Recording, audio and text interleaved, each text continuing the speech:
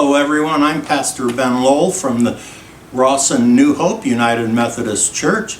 I want to share another minor Bible character to you that I think is interesting and important. And this man's name is Julius. Now it's not Julius Caesar, it's a centurion, a Roman centurion whose name is Julius. And it's the only time that name appears in the Bible. And it's in the book of Acts. And it's in chapter 27 and 28 that we find the story of Julius.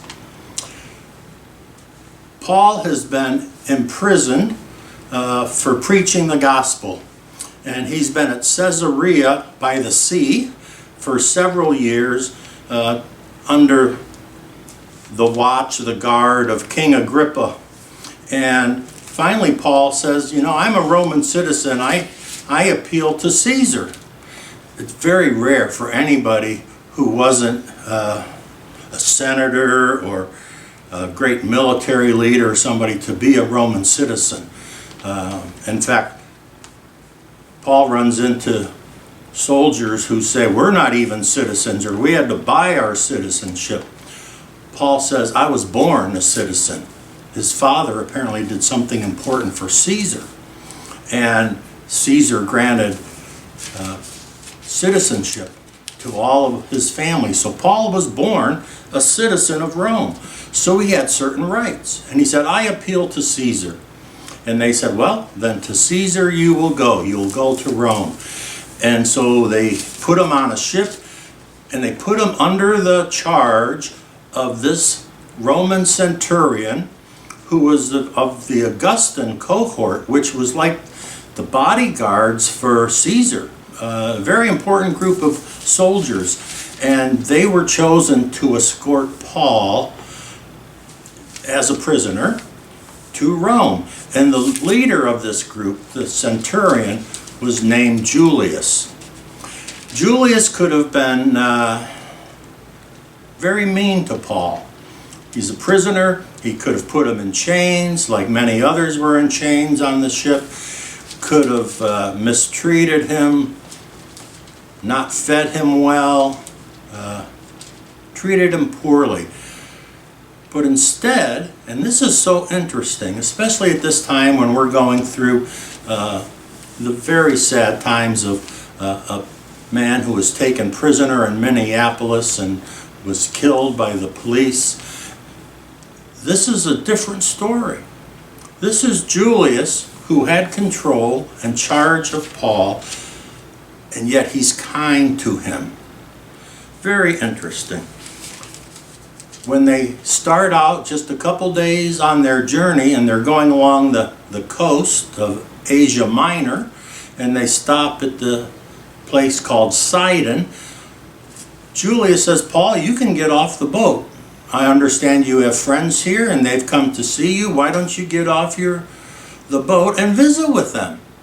And the friends had bought food and sustenance for Paul, and maybe even for some of the others.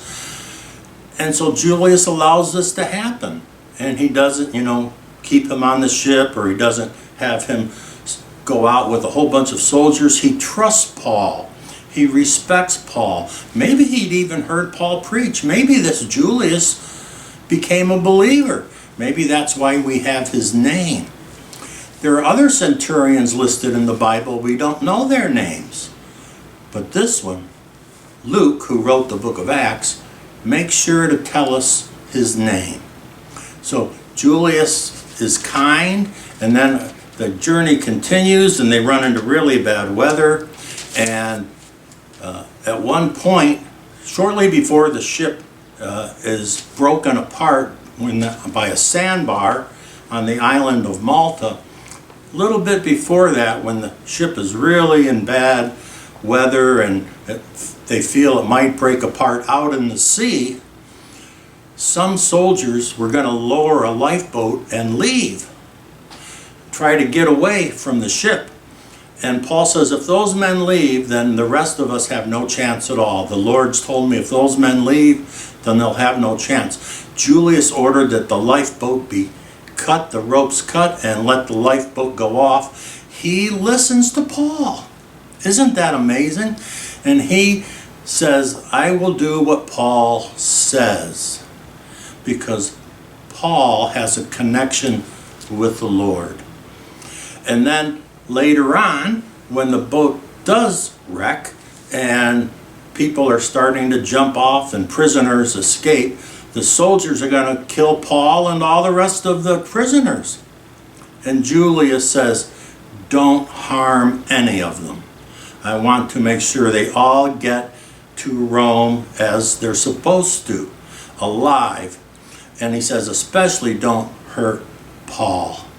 And so here's this wonderful story of how Julius, a Roman centurion, has respect for his prisoner, takes care of him, makes sure that he and others get their food and, has safety, and keeps him from being killed when the other soldiers think that's what they should do to keep them from escaping. Julius says, I trust Paul and that he will keep everybody safe and not let them run away. And that's what Paul does. And everybody arrives on shore safely, and eventually they do get to Rome, and that's the last we hear of Julius. But he is the one who was responsible for Paul's journey to Rome as a prisoner, and he took good care of him. So we thank God for Julius and for all those who are in authority over others, who care for them and who show respect and love as God would have it. So interesting story for these times, and we pray that all of you are safe, and we pray for our nation in these times, and we just pray that the violence will stop, because that's hurting the cause, and it really is not helping anything. And so we just pray that the Lord will help all of us find peace and justice in these times. God bless you all.